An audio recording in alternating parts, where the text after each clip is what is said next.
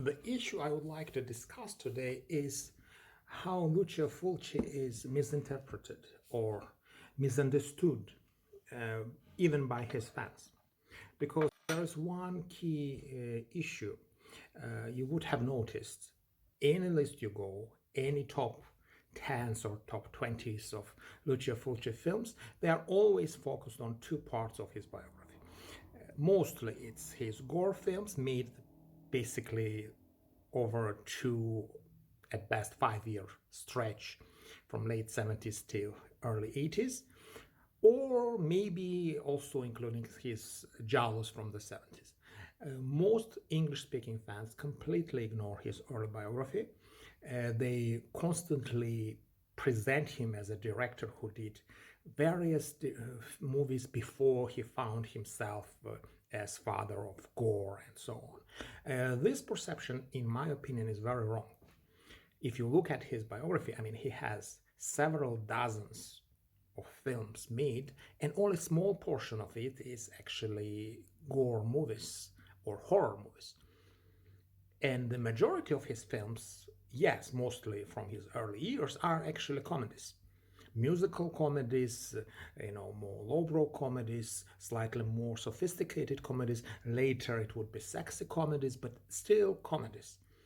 And this is a part of his biography that is completely ignored by many of his fans or glossed over by the others. And somehow it's understood that, after working in cinema for more than 20 years, suddenly the guy one day woke up and decided to do gory horror movies. And that is his main heritage.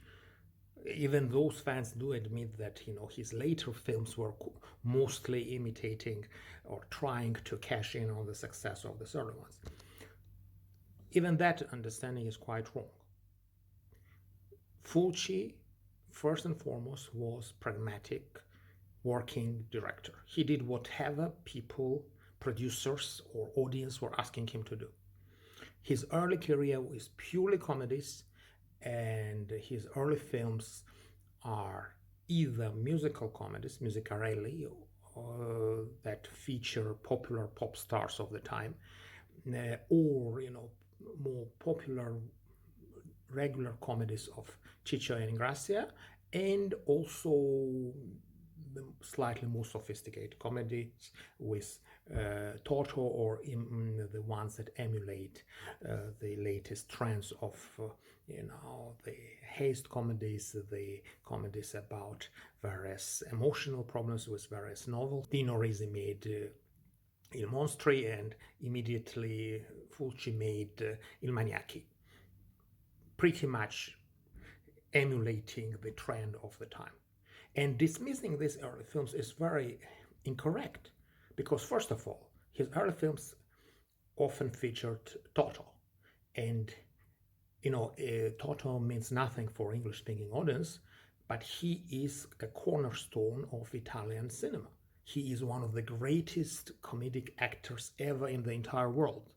And anybody who knows him or appreciates his will be deeply insulted by anyone who thinks that, any film with Toto can be dismissed. Yes, films with Toto were not the best films with Toto, the ones that Fulci made, but they were not the worst. And any film with Toto is better than film without Toto. And, treating him like, some local celebrity at best is very incorrect, because the guy was, John Wayne was for Western.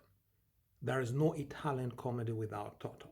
And, having him in your early biography is a huge thing.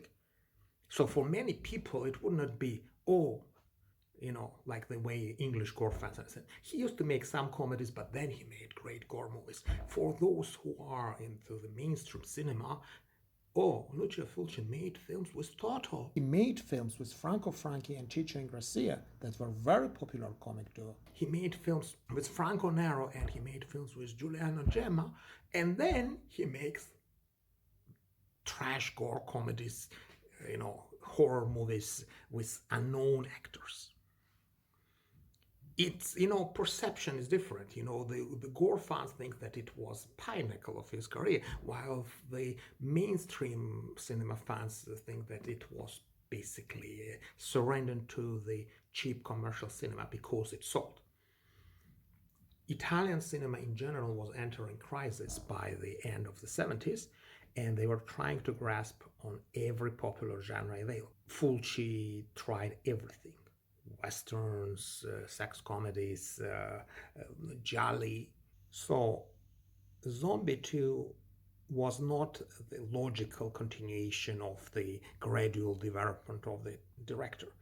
The only thing logical about Zombie 2 was that, just like many of his previous films, this was a cash-in attempt to capitalize on whatever was popular at the time. There was success with Dawn of the Living Dead, uh, called Zombie in Italian market, so that's what they made. They made Zombie 2.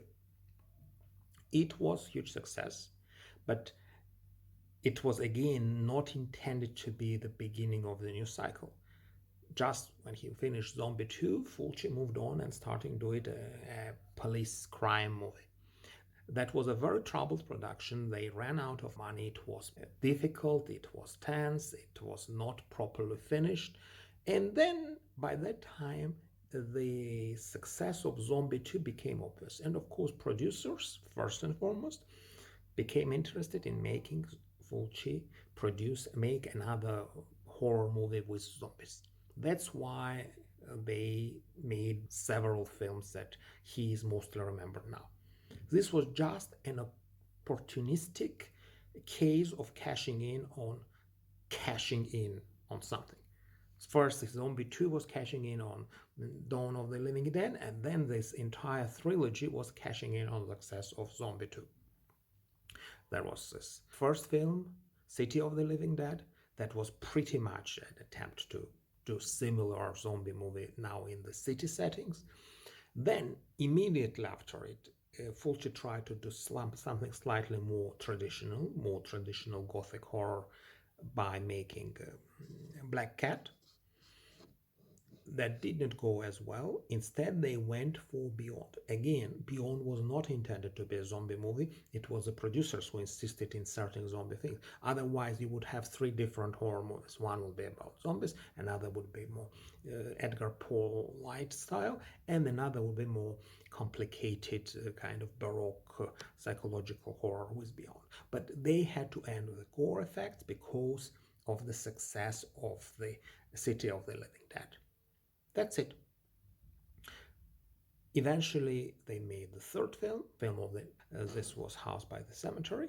And after House by the Cemetery, he started moving away to whatever was popular. People often, kind of include the New York Ripper as his prime, period examples, but it was totally different film. It was cashing in on the serial killer style movies that were made all around the world, especially in America. People often call it giallo, but it's a very questionable designation, because if you check Fulci's giallos of the 70s, they are giallos. They are bright colors, stylistic, extravaganza, all this kind of, visuals over the plot. New York Ripper is pretty much, typical thriller, or attempt at doing a typical thriller of the early 80s. Serial killer is killing women. You have this realistic looking streets, realistic looking sets. Everything is simple, kind of, and rough and, harsh. This is the time of, thrillers directed by William Friedkin. This is the inspiration, if you think about it. After that, he makes another attempt to cash in on the latest trend, that is attempt to do poltergeist. That's the point. The Talisman or Manhattan Baby. This is pretty much attempt to do own take on poltergeist movie. A not successful one. So after making Manhattan Baby and after making New York Ripper, he completely moved away from the genre. What he does, this is first The Conquest, a fantasy movie. latest trend was Source and Sorcery, so he makes Source and Sorcery film, and actually it was intended to be one of two films of this style. He just quarreled with producers, and so that's why we never got another one. Instead, he made at the end this kind of Mad Max in space type of movie, Warriors of the year 2072. And after that, you know, he started again playing with popular genres, combining, you know, Flashdance with slasher was the Murder Rock. Then The Devil's Honey was pretty much following the trend of erotic thrillers or erotic movies from the 80s, that era ushered by 9.5 Weeks.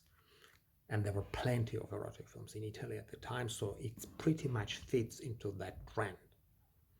People who don't follow Italian cinema, exploitation cinema in general, they don't see where The Devil's Honey fits. But if you know what was generally made, it's pretty much within the range.